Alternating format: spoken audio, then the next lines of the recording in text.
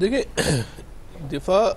ایک الگ چیز ہے اور پوری دنیا کو یہ پیغام دینا کہ قوم بالکل ایک ساتھ ہے، یہ ایک الگ چیز ہے، اور یہ پیغام جو ہے وہ پاکستان کی طرف سے جا بھی رہا ہے۔ جہاں تک پاکستان کے دفاع کا تعلق ہے تو پوری دنیا کے سامنے یہ بات جو ہے وہ بالکل ایک کھلی حقیقت کی طرح آیا ہے کہ پاکستان کا جو دفاع ہے وہ بالکل جو ہے وہ مضبوط ہاتھوں میں، محفوظ ہاتھوں میں۔ اس سے تو پاکستان کو کوئی کسی قسم کی جو ہے وہ ٹینشن نہیں ہے، اور بھارت اگر ابھی تک کوئی حملہ نہیں کر پا رہا اور ایک گوما گو کی کیفیت میں ہے تو اس کی وجہ یہی ہے کہ وہ پہلے والے واقعات سے جو ہے وہ ڈرا ہوا ہے، وہ اپنا اعتماد جو ہے وہ کھو چکا ہے۔ اس کو اس بات کا خدشہ ہے کہ وہ کوئی کارروائی کرے تو وہ یہ نہ ہو اس کی طرح پہلی جس طرح اس کی عزت کا جنازہ نکلا تھا وہی جنازہ جو ہے وہ دوبارہ یہ پاکستان کی فوج اس کی عزت کا جنازہ نہ نکال دے، اور تباہی جو مچے گی وہ الگ ہے، لیکن اس کے ساتھ اس کی جو بچی کچی عزت ہے اس سے بھی بھارت جو ہے جائے گا۔ دیکھیں جہاں تک اے پی سی کا تعلق ہے، اس وقت پاکستان کو صرف اے پی سی کی ضرورت نہیں ہے، پاکستان کو آل پارٹی سربراہی کانفرنس کی ضرورت ہے۔ پارٹیوں کے نمائندوں سے مسئلہ نہیں ہوگا۔ اس ملک میں جو لیڈرشپ ہوتی ہے، ہم یہ کوئی آئیڈیل معاشرے میں زندہ نہیں ہے، ہماری سیاسی جماعتیں جو ہیں وہ کسی آئیڈیل بنیادوں پہ جو ہے نا استوار نہیں ہوئی امریکہ کی طرح یا برطانیہ کی طرح۔ ہمارے ہاں تو جو ہے نا سیاسی جماعتوں کے اندر بھی ایک ڈکٹیٹرشپ ہے۔ اگر آپ مسلم لیگ کے نمائندے کے طور پہ جو ہے وہ سعد رفیق کو اور خواجہ آصف کو بلا لیں اور نواز شریف صاحب کو یا شہباز شریف صاحب کو نہیں بلائیں تو وہ مسلم لیگ کی نمائندگی تسلیم نہیں کی جائے گی۔ اسی طرح پیپلز پارٹی میں کسی آپ جو ہے وہ مراد علی شاہ کو بلا لیں یا کسی اور کو بلا لیں تو وہ پیپلز پارٹی کی نمائندگی تصور نہیں کی جائے گی تا وقت ہے کہ اس کے اندر جو ہے وہ آصف داری یا بلاول صاحب نہ آئے۔ اسی طرح تحریک انصاف کی نمائندگی اس وقت تک تسلیم نہیں کی جائے گی، دنیا اس کو تسلیم نہیں کرے گی، اس کے موقف کو اس طرح جو ہے نہیں لیا جائے گا جب تک عمران خان اس نمائندے کے طور پہ اے پی سی کے اندر نہیں آئیں گے۔ تو یہ اے پی سی عمران خان کی جیل اور اس عمران خان کی سزا اتنی اہم نہیں ہے۔ پاکستان کا مفاد جو ہے وہ سب سے زیادہ جو ہے نا وہ اہمیت کا حامل ہے، پاکستان کی حفاظت سب سے زیادہ اہمیت کی حامل ہے۔ آپ کو دنیا کو یہ اگر پیغام دینا ہے کہ یہ قوم ایک ساتھ کھڑی ہے تو وہ پیغام کیسے جائے گا؟ اس پیغام کو دینے کا جو واحد طریقہ کار ہے وہ آپ کی پولیٹیکل لیڈرشپ کا چہرہ ہے نا، وہ پیغام دے گی نا کہ ہم سب جو ہیں وہ ایک ساتھ کھڑے ہوئے ہیں۔ ہمارے آپس میں بہت اختلافات ہیں، ہو سکتا ہے میں اچھا ہوں، ہو سکتا ہے کہ آپ جو ہیں وہ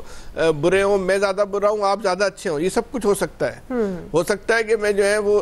میرے ساتھ جو ہے بہت سارے الزامات نہ ہو، حقائق ہوں، میں نے بہت سارے جرم کا جو ارتکاب بھی کیا ہو، لیکن جو زمینی حقائق ہیں آپ ان سے کیسے موڑ سکتے ہیں؟ عمران خان پاکستان کے جو پولیٹیکل اسٹرکچر ہے اس کے سب سے بڑے سٹیک ہولڈر ہیں۔ اب یہ ایک زمینی حقیقت ہے، آپ سب سے بڑے سٹیک ہولڈر کو چھوڑ کے اگر آپ اے پی سی بلائیں گے، اے پی سی تو ہو جائے گی جیسے ابھی ہو گئی تھی، اسی طرح کی ایک اے پی سی ہو جائے گی، لیکن وہ جو ہمارے اس قوم کی جو ریکوائرمنٹ ہے، جو پاکستان کی جو ریکوائرمنٹ ہے، دنیا کو جو ہم نے پیغام دینا ہے وہ پیغام نہیں جا پائے گا۔ اب مثال کے طور پہ اگر آپ صرف پارلیمانی اراکین کی لوگوں کی کانفرنس بلاتے ہیں تو اس میں تو بھائی جماعت اسلامی موجود نہیں ہے، تو کیا حافظ نعیم کے بغیر جو ہے وہ نتیجہ خیز تک نہیں ہو سکتا؟ ایک پاکستان کی سیاست میں بھی، ایک عالمی سیاست میں بھی جماعت اسلامی کا تو ایک رول ہے، اس سے آپ جو ہے وہ کنارہ کشی نہیں کر سکتے۔ تو جب سربراہی کانفرنس نہیں ہوگی تو اس میں وہ بھی نہیں ہوں گے، تو کیا اس پہ آپ سمجھ سکتے ہیں کہ جماعت اسلامی کا ایک موقف چلا جائے گا؟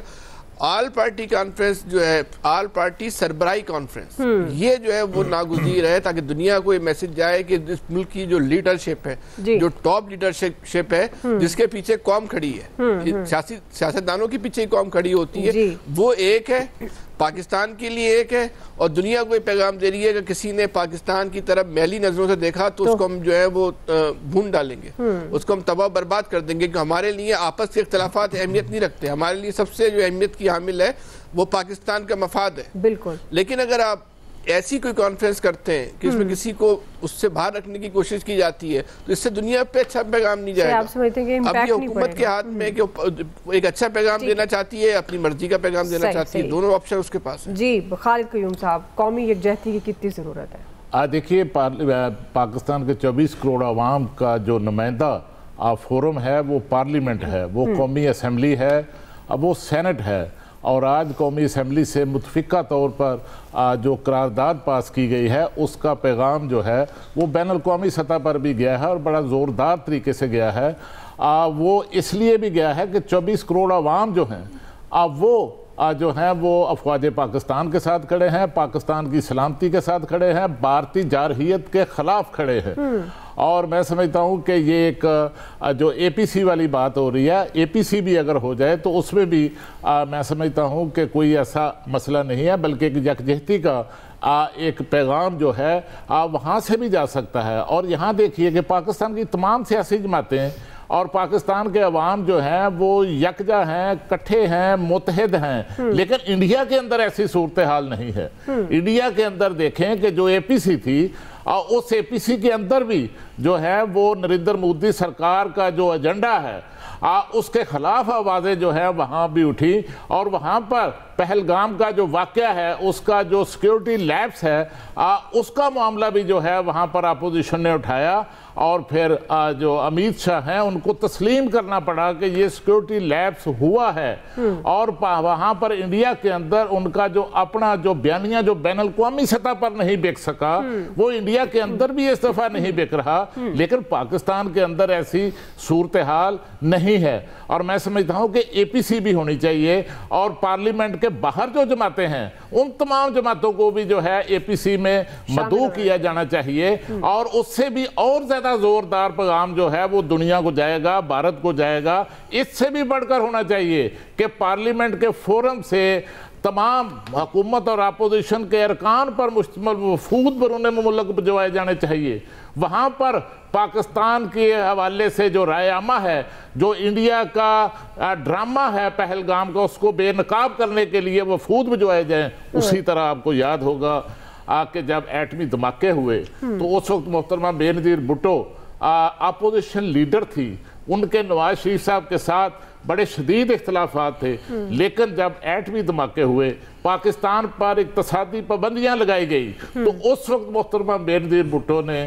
خارجہ امور قومی اسمبلی کی خارجہ امور کمیٹی کی سربراہی جو ہے وہ قبول کی، اور ایک میسیج دیا، ایک پیغام دیا یکجہتی کا کہ پوری قوم جو ہے وہ اکٹھی ہے، حکومت اور اپوزیشن ایک ہے۔ اور پھر محترمہ بے نظیر بھٹو شہید نے بین الاقوامی سطح پر جا کر پاکستان کے لیے کردار ادا کیا، پاکستان کے لیے حمایت حاصل کی۔ تو میں سمجھتا ہوں کہ اس وقت ماحول جو ہے